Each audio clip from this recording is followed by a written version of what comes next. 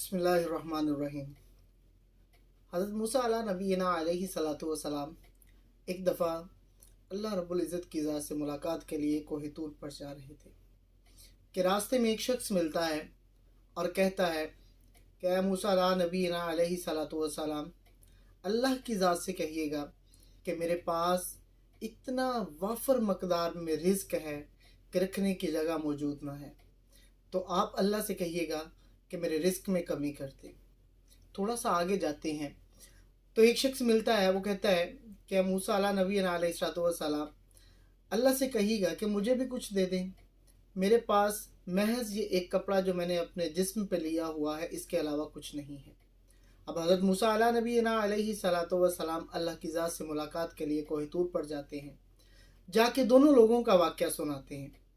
जब दोनों लोगों का वाक़या सुनाते हैं तो अल्लाह की ज़ात कहती है, क्या मूसा जो पहला शख्स था उससे कहिएगा कि वो मेरा शुक्र अदा करना बंद कर दे, मैं उसके रिस्क में कमी कर दूंगा।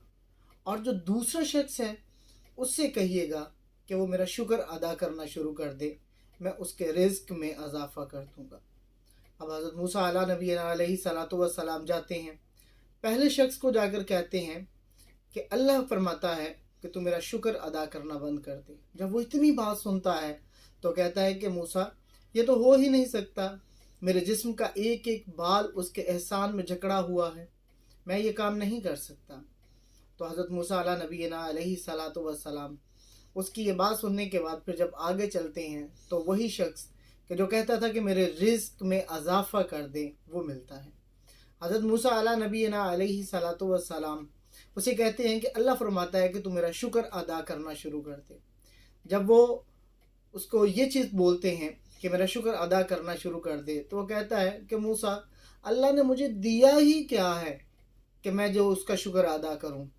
इतने में हवा का एक तेज़ झोंका आता है और उसके जिस्म पे जो एक कपड़ा था जिसने उसके जिस्म को छुपाया हुआ था, वो भी उड़ा के ले जाता है।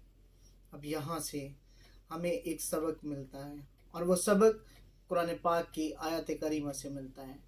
अल्लाह पाक फरमाते हैं, ला इन शकरतुम ला अज़ीदन्नकुम, अगर तुम मेरा शुक्र अदा करोगे तो मैं तुम्हें और ज़्यादा दूंगा।